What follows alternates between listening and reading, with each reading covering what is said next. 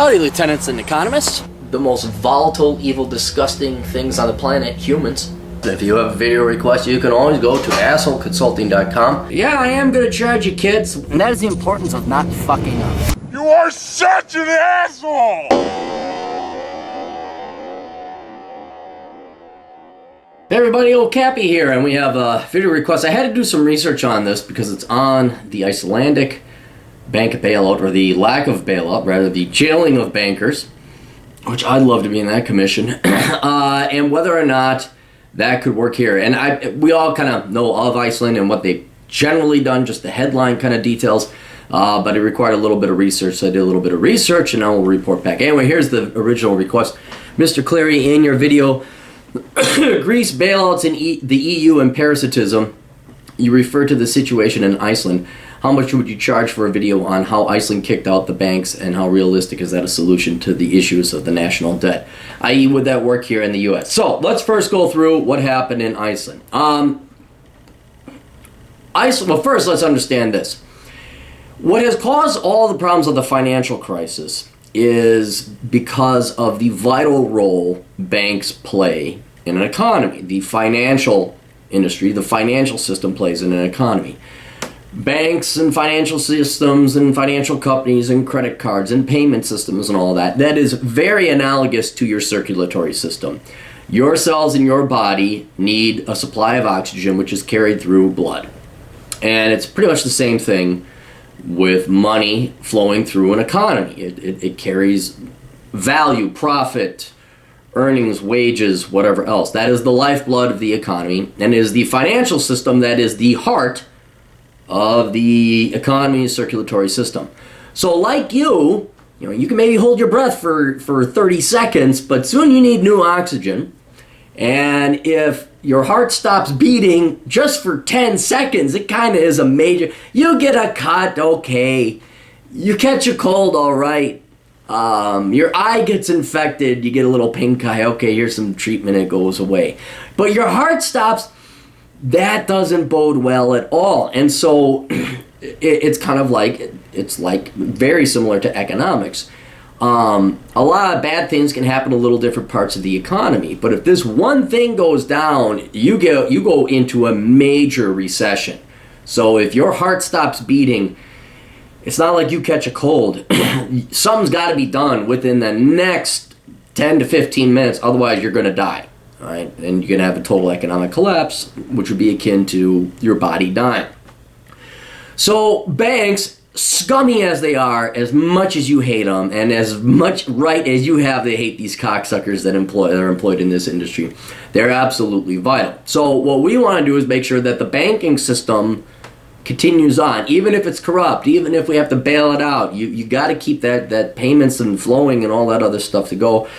Otherwise, the economy really crashes and slows down. Now, Iceland's banks did pretty much the same thing, and even worse, as pretty much all other banks did. And the reason why is the second thing you have to understand about banks is that bankers are a lower life form than your average human being. And I'm not joking.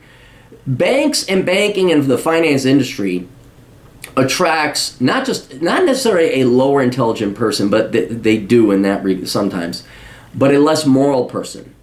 Because people who go into banking, I want to become a banker, translated directly into English is, I'm a lazy fuck who doesn't want to work as hard as an engineer, but wants to make as much, if not more money. This is why they're always about the deal. Let's get a deal done, get a deal. And I remember, in the depths of the, like where it was starting to dry up, like we were going downhill.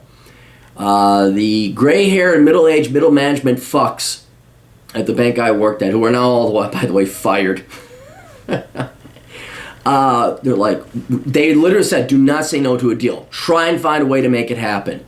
Because they thought that getting more bad loans would bail us out of the previous shitty bad loans that they had been making for 5 years. And it was not only stupidity and a lack of intelligence, but it was also greed, because up until that time, bankers were paid primarily through commission. So and then you add to that fact that a lot of these banks would not hold their own loans on their books, but merely sell them and repackage them. This is where the collateralized debt obligations, that became the role of a broker. And so you have no incentive, unless you were holding them on your actual books, like holding onto those loans and being paid back. You had no incentive to do any kind of quality control. And that's fine in their mind, because they don't care what they sold down the river or what school teacher, school mom's pension they sold those loans to. They got their commission. Sometimes even get a commission on selling the loans to these investment banking scum over in New York. So you not only have a very vital entity to the economy, you have it populated by the most amoral, lazy scum who don't give a flying fuck. They're very short-sighted. They don't care long-term. And invariably, these industries get bailed out. How many times is it the banking industry, the financial industry needs to be bailed out? How many times do you hear? Historically, this goes on forever because, and I'm not saying this to sound funny or entertaining, banks and the banking industry and the finance industry attract lazy scum. They attract your politician class. Like, think Trudeau's kid. What's his name? Canada's got, what's his name? He's this kid. He's one of the former prime minister's sons, and he decides to go into politics because he's an egomaniac. Bankers are kind of the same thing, perhaps even a little bit more greedy. They don't want to work hard. They don't want to study. They hate math. They hate rigor. They hate toil, and they just want to get by on, we're wheelers and dealers. And the way you could tell the scum, just tell me if the hairs on the back of your neck go up when I say this. When you run into a guy who says, well, I'm more of an idea guy. I'm kind of more of the big idea guy. That's a scumbag. That's a fucking piece of shit that you want to take out into the back alley and beat his fucking kneecaps in with the lead pipe. That's the guy. That, again, translated in English is, not only am I too lazy to do the real work, it's beneath me. I want you guys to all do that. Well, I'll lead. I will lead. I'll volunteer myself for leadership, even though I don't deserve it. I'm too lazy as fuck to do it. Those are the type of people that go into banking. And it's universal. United States, European Union, China, and Iceland. So, these Icelandic banker scum, like all the other worldly banker scum, the banks were previously owned by the state in Iceland, I think up until 2000 or 2003. And then they privatized them, so the government sold the banks to the private sector. And in came these vulturous scum. And I'm a big fan of the free market. I'm a huge fan of the free market. I don't think banks should be owned. But in come these vulturous scum that populates the financial industry like they always do. And what they did is, here you have Iceland. This is another key aspect to understand about Iceland. It's only 300,000 people, very small country, very small economy. But banking can be done internationally, globally. This is why Singapore and Switzerland, yes, you have small countries, but their banks are international. Cayman Islands is another example. This is why they become huge financial centers, and they're very rich. So Iceland kind of wanted to do this as well.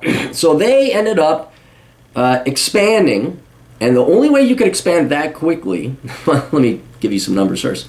They ended up taking on investments and assets of 10 times the gross domestic product of Iceland. Just 3 banks.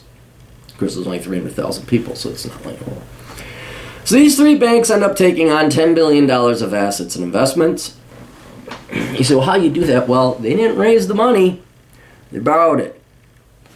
And these banks not only took the depositors, there's another thing you gotta understand about banking, is when you make a deposit to the bank, that's you lending the bank money. That's how they finance operations. That's debt in their mind. So if you look at a bank's financial statements, you'll see under liabilities, they'll say deposits. And a lot of people say, good Lord, look at all the debt that this bank has, like 90% of it's debt. It's like, well, yeah, that's how banks operate. That's like they have most of their money comes in from debt. At 2% that they pay on, they lend it out at 4%. That's how they make money. That's the business model. So they took on all these deposits from both domestic and foreigners. This will become important later on. Now, because Iceland banker scum want to play big-time international banker jerk each other off game, they not only took kroner deposits, because how many deposits can you take with Icelandic kroners, which is their currency? It's a small country. They want to get larger deposits. So what do? They start taking deposits from euro, dollars, pounds, all these other foreign depositors. They also then expanded into other countries. They invested in the Netherlands, in mainland Europe. They invested in the United Kingdom. I think even having the largest company at one time in the United Kingdom. Don't quote me on that. And Lord knows what other investments they invent, what kind of loans those branch offices were making, denominated in foreign currencies, no less, and whatever borrowings they borrowed to go and set up these branches, because, you know, bank branches just don't build out of thin air, so they probably had to borrow in pounds to pay the thing to build it, so now they have a debt out there for pounds, denominated in pounds or euros.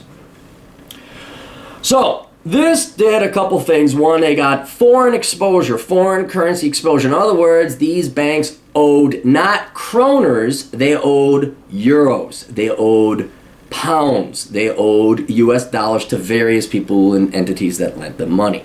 No longer kroners. Okay, so they have multiple debts denominated in multiple foreign currencies. So when I lend you dollars, I don't care what country, and you better be paying me back dollars according to the terms we agreed. I don't want your fucking Venezuelan boliviars, whatever faggot that dickhead ran you guys into the ground for. So I want to see real cold, hard American cash. That's what I want. All right, so this then set up Iceland bank industry for the perfect storm that it was not going to survive. It was not going to weather. Because it was so overexposed, you know, at a ratio of 10 to 1 to foreign economies, foreign countries. Once the global economy started looking like it was going to have a cold, guess what happened? Well, now, all of a sudden, all these investments and assets that these 3 Icelandic banks invested in are not going to pay back. And this is not like the United States where you have a $15 trillion economy. This is a small country, 300,000 people with 3 little banks. And even though they, aggressively as they might want to expand, $10 billion is not that big. No, I'm sorry, $100 billion. I think it was $100 billion. I get my number. Iceland has, I think, a $10 billion GDP.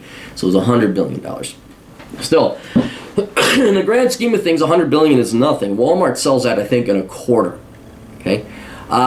So here's this little small fry. They're completely overexposed. Do they have the reserves and the assets and the government and the full backing and faith of the U.S. federal government and the Central Reserve, or the Central Bank and the Federal Reserve? No, they're fucking little Iceland. They're a pimple, not to slam on there, but they're very small relative to the global economy. And people say, oh shit, not only are these banks going to go under, that's going to take the entire financial system outside of Iceland.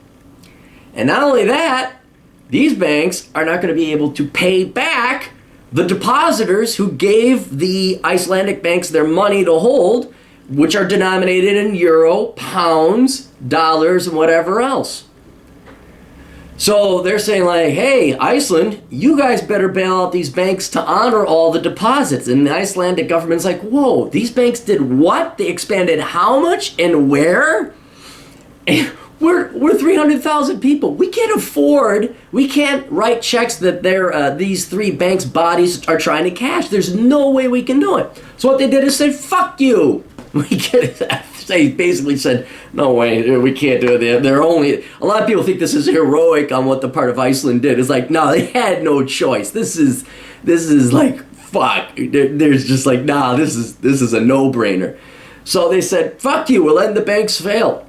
And what they did is they protected the domestic deposits and they let the banks fail.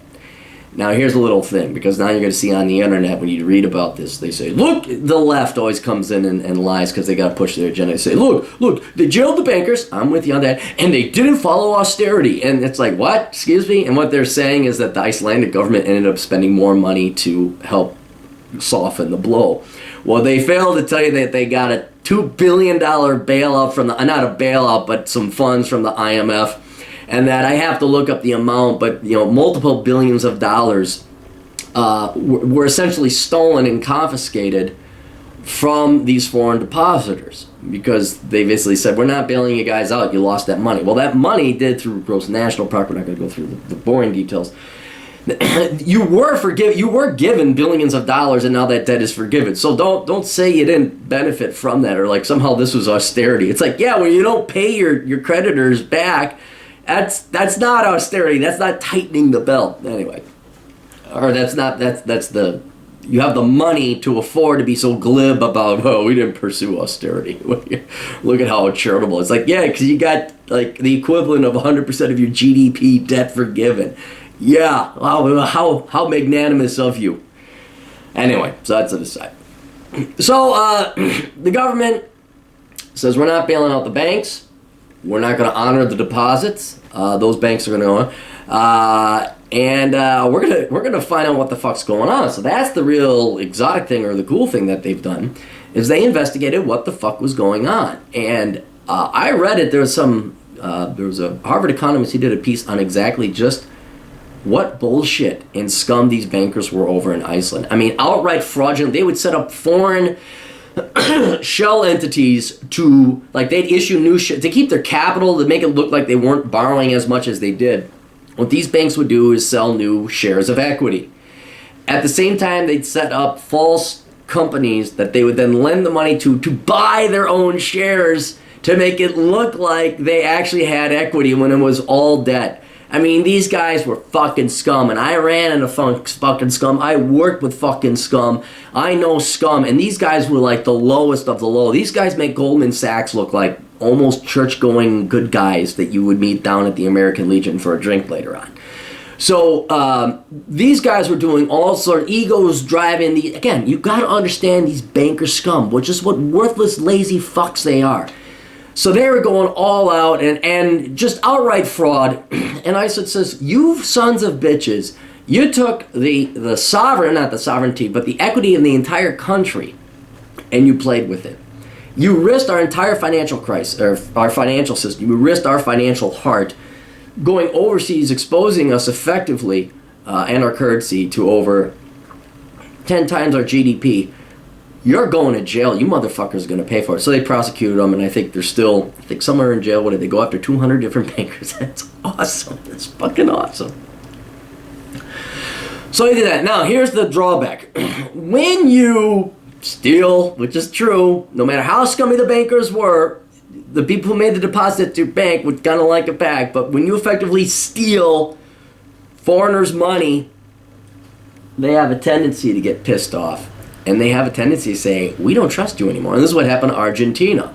Argentina defaulted on all of its debts. That people were like, hey, we lent you all this money. You're not going to pay us $100 billion back? Well, fuck you, Argentina. And what ends up happening is that your access to foreign currencies and the ability to borrow from overseas dries up. Now, that's okay if you're the United States or you're a large country. But if you're Iceland and you're heavily dependent on foreign trade and you're just this little fucking island, that could really fuck up your country. And it did. It did.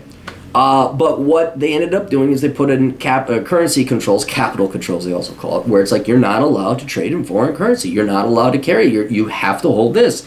And what that did was effectively prevent the kroner from collapsing more than it would have.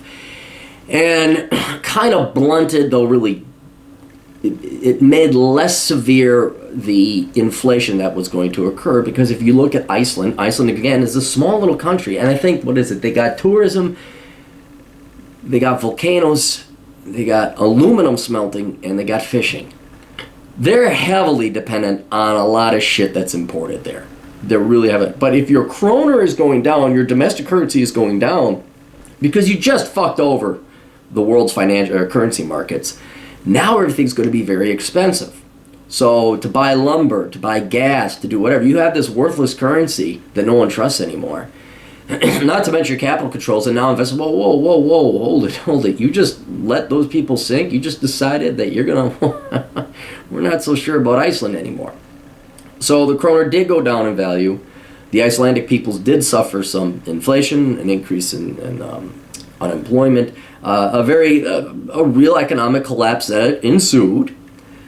But the government, without their financial system, but the government came in, they nationalized these banks, they set up other banks so that they would still have this temporary stopgap, or maybe even more permanent banking system.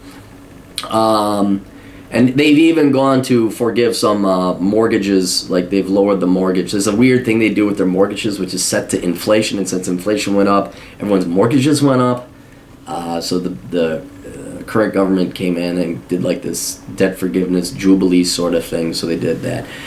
But anyway, the larger point is that Iceland did not do what every large Western country did, which is bail out their banks, use the central bank to buy up all the bad assets of these banks to as I like to say, play Janet the Yellen of the Fed, who taketh away the sins of the financial industry, that kind of thing. Because it's just like Jesus Christ. Jesus presumably died for everybody's sins. The Federal Reserve is printing off money to buy all the sins out of the scumbaging banker industry to make it all clean and go away. So we have a new, recapitalized, healthy banking system.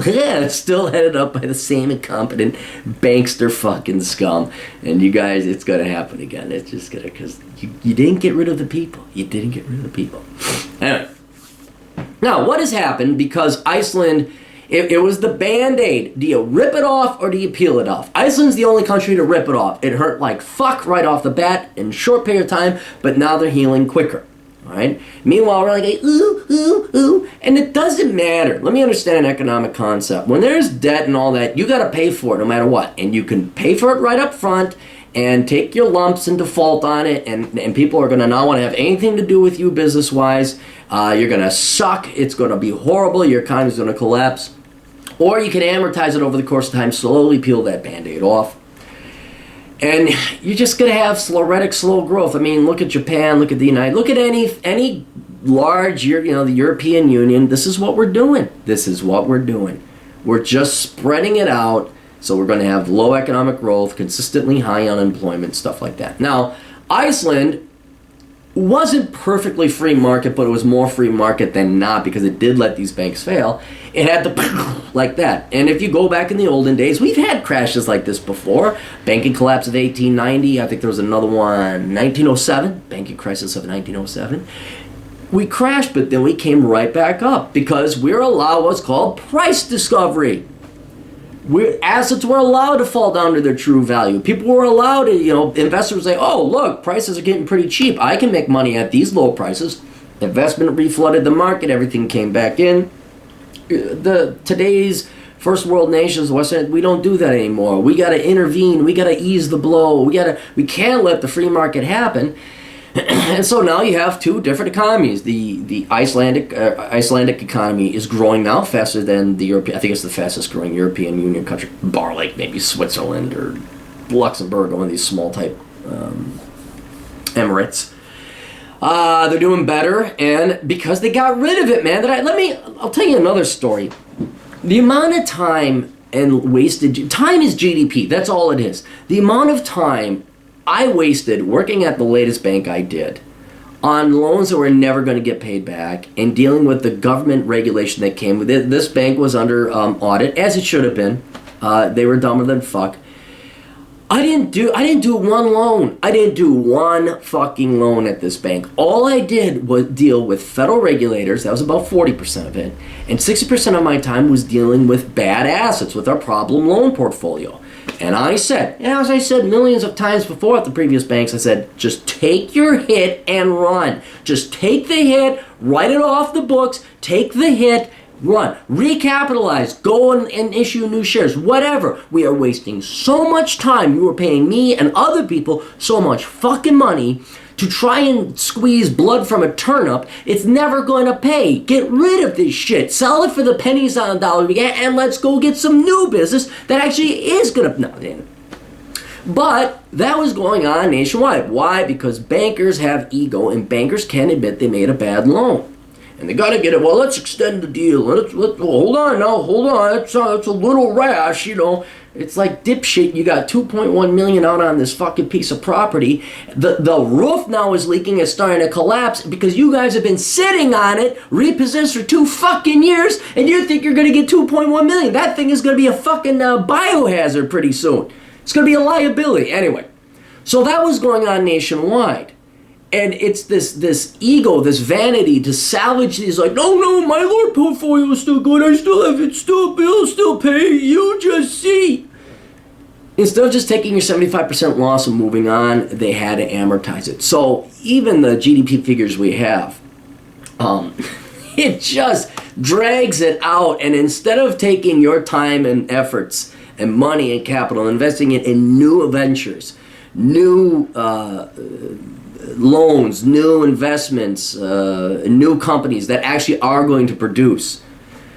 They would drag these zombie loans on forever, and just, it's a black hole sucking up money in GDP. So that's why all these other economies, first world economies, that aren't going the Icelandic route, they don't get the reset, they don't get the clean plate. They're slogging through this swamp of shit, trying to find a kernel of corn that might be edible. So anyway, so that's a thing. Now, I would, without a doubt, I mean, I would have done things a little bit differently in Iceland, but without a doubt, Iceland is the way to go. And taking our desire to see banker scum punished, even economically, Iceland would have did it way better than all these other things.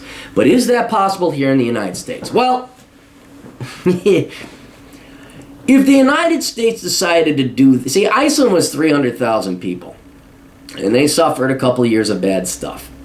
It's not to say we didn't suffer bad stuff either during the financial crisis, but if we shut her down, let the banker scum collapse on the world's largest economy that accounts for 30, maybe 35% of world GDP, oh fuck, that would have really hurt.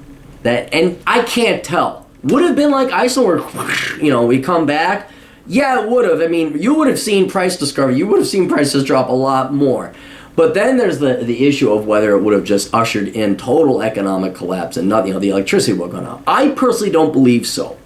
I don't believe that it would have been that bad. I mean, it would have been worse than what we had. It would have been way worse. It would have been much shorter. And like Iceland, we would have recovered much faster. And I would love nothing more to sit on that committee, because I could name you some banker scum that deserve to be doing 10 and 20 hard labor.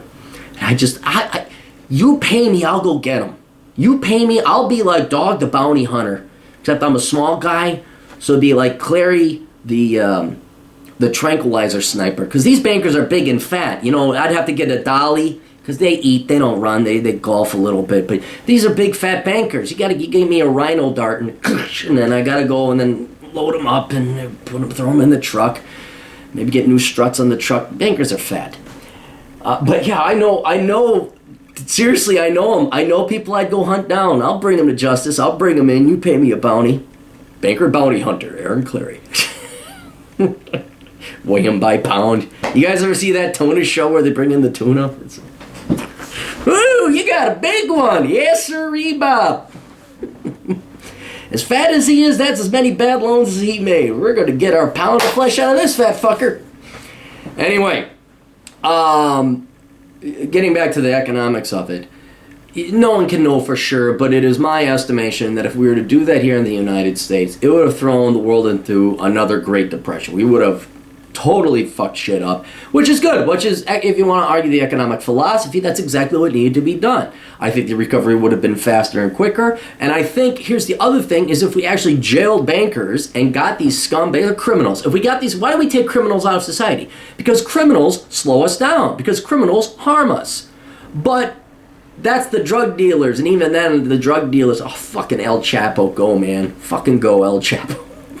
Drug dealers deal drugs. I mean, they're not, but like murder, thievery, domestic violence, stuff like that, fraud, yes, you could do that. But when you make a bad loan, these bankers, this is why I say they're dumb. Some are smart, but others are dumb. It's a fine line between outright fraud and them just being dumb fucks lending money because they don't know any fucking better because they're commission addicted. Regardless, I would have liked to have gotten them in there or at least banned them from banking. They could never work in the financial services industry again. They're gone. They're never allowed to work. That's too vital of a sector to have incompetent, corrupt, either corrupt or idiotic. It's too vital of a sector to have who were in there, in there. Today, since we bailed out the bankers, I know every one of these fat fucks that I go and harpoon and drag back to the banker bounty board, they're still in banking. Because all they did was go down the road and work at the next bank. And they're still the same incompetent fucks that they always were. And you're going to suffer for it. You're going to have more bad loans being made. Because, again, I think they're all still commission addicted and commission paid. So we would have to get these people out of the banking system. The banking system would have to go through a reformation. And we'd have only really good bankers left. Oh, yeah. We get Corzine, we get all the notable. I would be going after so many Federal Reserve bankers that came from Wall Street. There'd be hooey. We go round up some good old boys with their guns, and we're going to Wall Street. Walk in on horses, bunch of AR-15s, maybe some armor. Why, hello there, Goldman Sachs. You sure are pretty. Morgan Stanley, where'd they all go? Time for us to get us some bankers. Hoo-wee! Do dang diggly dangly. Look at the suit on that one. No, I reckon not, Jessup. What's his name? Thaddeus? He's a banker. Go get him. That's right. Get that fucker over there. I don't care if he says he works at the McDonald's. That fucker don't work at McDonald's with that tie there and the name Thaddeus. Grab his buddy Chip while you're at it. We're going bringing them all downtown. Hey, dang diggly. So, now, here's the thing. We're going to have to do that anyway. Inevitably. Sooner or later, we're going to have to do that. Now, we have the world's reserve currency. I know we can always bail ourselves out. We may not see it in our lifetimes. But in the end, unsustainable systems break. They end. Because they're not sustainable. Rome ended. What else was a big... Egypt collapsed. All empires collapse. They always do. The United States is no different. And right now, it's looking like our national debt is what's going to do it. Inevitably, someone's going to say, look at these lazy American fucks over there who don't lift a goddamn finger. They all major in sociology. They all major in women's studies. None of them produce jack shit. And why is their dollar so valuable? What do they fucking produce? They produce nothing. It's a service industry. It's a service economy. They don't produce nothing. Why are we Chinese working so hard producing all the shit that they consume? And for what? Because they got the world's reserve currency? So inevitably that's going to go away. And inevitably we're going to have to pay it. And it is my humble opinion, if I was President Clary, the Constitution would be put on hold, but if I was President Clary, I'd come in and say, all right, you fucking idiots lent the United States money. You lent the United States government money. And I have a great post up there. I break down, I think it's a letter to the Chinese people, foreign investors who buy U.S. government bonds, lend us money. I show them what the U.S. government spends its money on and how it's not investments. None of your money is being invested here. It's being used to buy and bribe people to vote. They're used to buy votes for primarily the parasitic class. If you look at what we, quote, invest in, it's not investments. We waste our money on schools that are indoctrination camps for leftist ideology. We pay out single mothers and welfare dads and losers and scum to just breed more welfare loser scum. We pay old people who are about to die soon to stay alive a little bit longer even though they're not working no more. And you may not like this. You know, gosh, you're really harsh with the letters and the words there, Aaron Clary. That's true. That's what it is. And now that we're up to, 110% debt to GDP, and all that money has not been invested, you're not going to get the money to pay back these debts. So that's the whole idea of lending money. You lend someone money at 2%, they go and invest it at 4%, so they have the 2% to pay the interest, and then the 4% to take a 2% profit, and they pay you back the principal. We don't even get 4% back. You get a negative. I bet you your rate of return. I mean, well, it's government. You're not supposed to invest, but you look at it's a negative. It's like minus 100%. You're not getting any of this money back from parasites. Parasites don't produce by their own nature. Parasitic humans do not produce. So there's no money being paid back into the system that then goes to pay extra taxes and increase the tax base, or start companies that are going to go and even when we do start companies, it's Solyndra, so it doesn't last. There's no way we're paying back that money. So we are going to have to default. So what President Clary would do is say, you fucking idiots like the bankers were morons. You're also responsible. Yes, I know, you lent to scumbags. But you lent to scumbags. What did you think was going to happen? Did you not see the debt ratios? Did you not see our lazy, lethargic, parasitic fucks that are populating this country? Did you not see our welfare people? Did you not see the single moms? Did you not see the deadbeat dads? Did you not see these fucking idiot children majoring in the stupidest motherfuckery and stuff shit, while you Asian guys, you busted your asses off majoring in STEM and science and technology and engineering, and you lent us money? No, you don't get that money because we can't pay it. And effective right now, there is no federal. We're not honoring the national debt. It's done. It's zero. It's gone. And from here on out, we're not borrowing any more.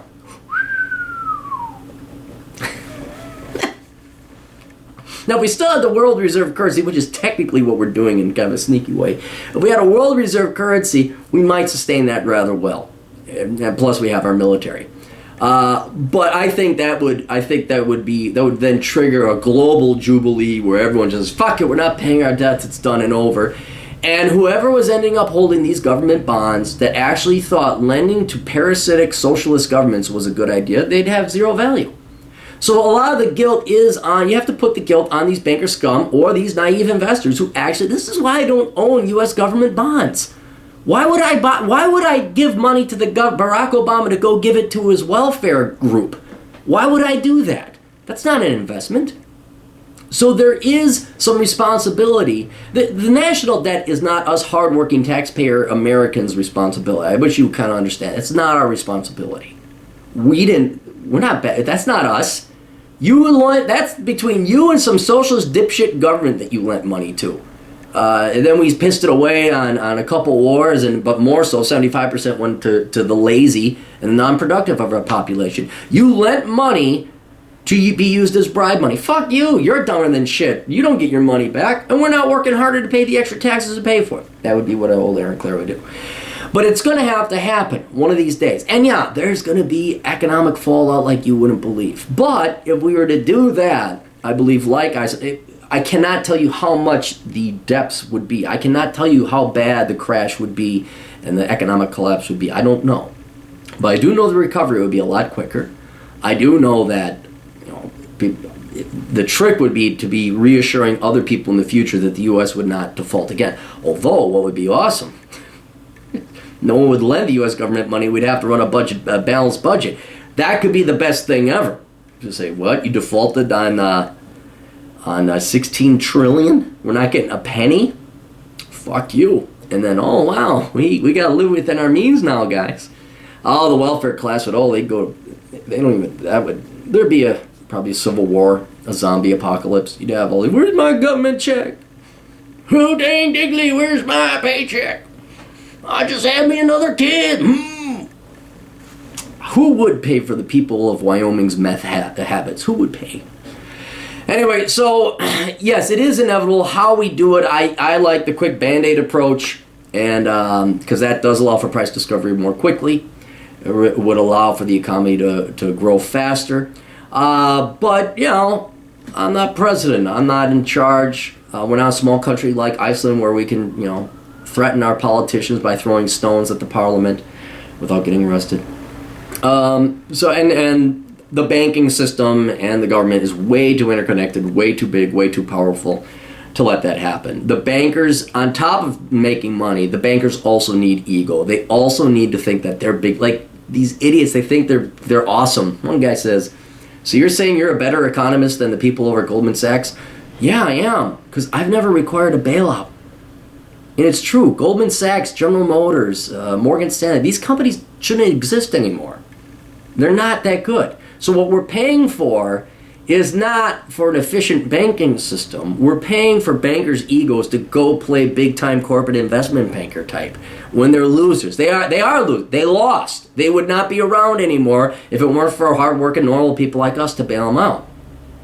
But anyway, so yeah, we do need to bail it out. We do need to jail bankers. We need them or get them out of the system somehow. Like, no, you go work at McDonald's. You go work. I don't care if you sell meth to the people in Wyoming. I don't care. You're no longer at investment banks. You're going. You're not at the Federal Reserve. You're not at the Council of Economics. You guys are gone. Get the fuck out of here. And if you want us, we wouldn't ride horses. I hate horses. Give me motorcycles. Sling my AR-15. Give me a motorcycle. License to drug. Please, a license to kill. We could do the deck like they did in Iraq. The deck of 52. Just like hoo-wee. We're going New York City. Then Connecticut. See, they think they're going to be smart. We'll escape to Connecticut. We'll go to our bunker in Connecticut. They'll never find us there. Oh, no. Remember the Nazi hunters? I think for the rest of my life, that would give me agency and purpose. If you, forget writing, if you said, we're going to give you bounties for bankers, I would hunt them to the ends of the earth because it'd be fun. It'd be so fun. What?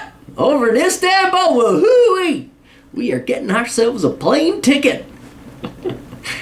Anyway, don't worry, banker scum. No one's going to allow. You guys won't allow. You're going to bribe your politicians to do it. But, collapse comes and there's no rule of law. You never know. Who dang diggly dangly? Toodles.